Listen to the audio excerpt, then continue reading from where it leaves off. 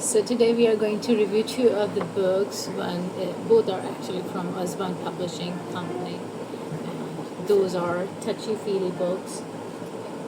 Basically, these books are for the age group of children from 4 to 8 years. However, you can use books for younger age as well. And these two books are quite amazing, as I'm going to show you in a while. And these are so amazing. The illustrations in the book are so good. Plus, the binding of the book is a heartfelt one, and it is having some theme. And the theme for this book is "That's Not My Robot." And here you can see there is an illustration for the robot, but the thing is that this robot is not just a simple 2D figure. This is actually a 3D book.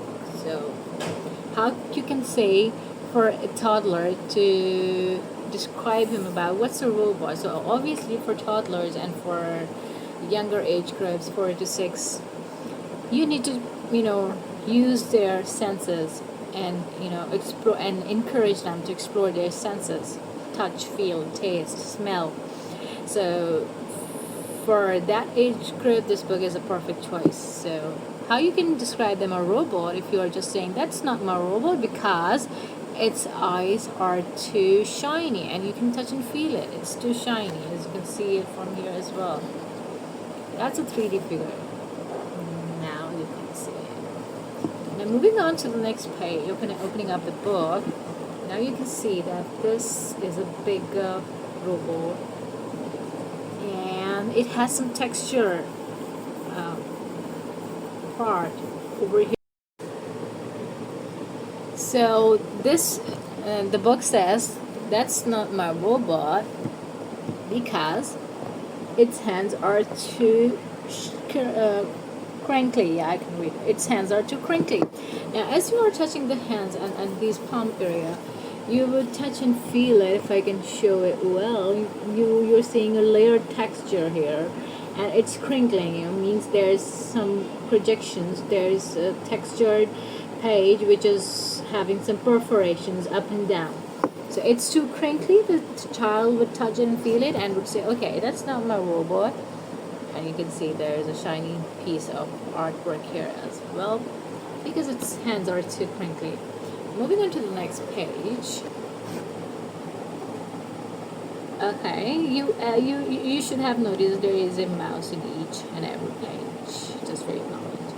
So this is not my robot because its buttons are too bumpy. Now where are the buttons? Okay, here are the buttons on its chest. So the 3 buttons are too wobbly, are too bumpy. Sorry, bumpy. As you can see, there are some bumps, circular bumps made here for the children. When they would touch and feel it, they would find it that there are some bumps. There's a kind of irregular surface made over here for the children to touch and feel it. See, the illustrations are too vivid and sparkly. Moving on to the next page. Here you can see a robot dog, or simply a dog, and that's not my robot because its ears are too prickly. Now where are the ears? We can ask a child or your kid, where are its ears, and then it will find it over here.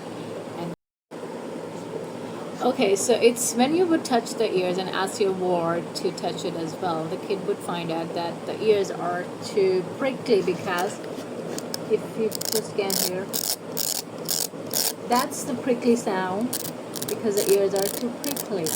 So that's not my robot because its ears are too prickly, and the rest of the surface is smoother and it's not that much shinier, but it's shinier from this part. The nose is quite shiny. But the real thing is about the ears, and ears are too prickly. It is made up of some kind of a material which is too prickly. You find this kind of material when you have to touch button something. You have to close something, when you use this kind of material in your other hands. Now, and then moving on to the next page, you would find out there is a robot of the different shape. Plus, it's too shiny. See?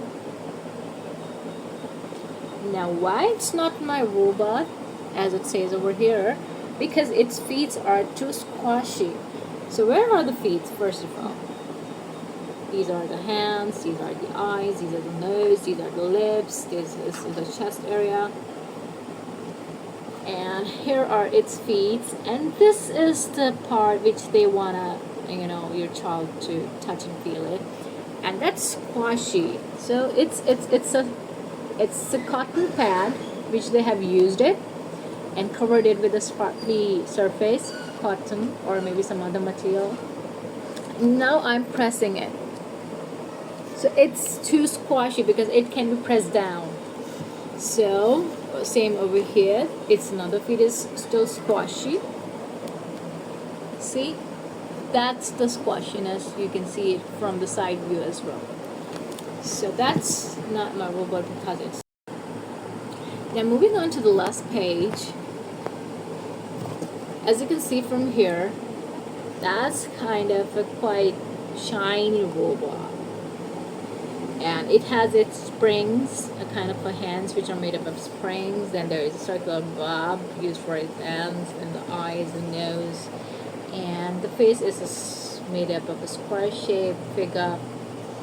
Now, and here you find the mouse.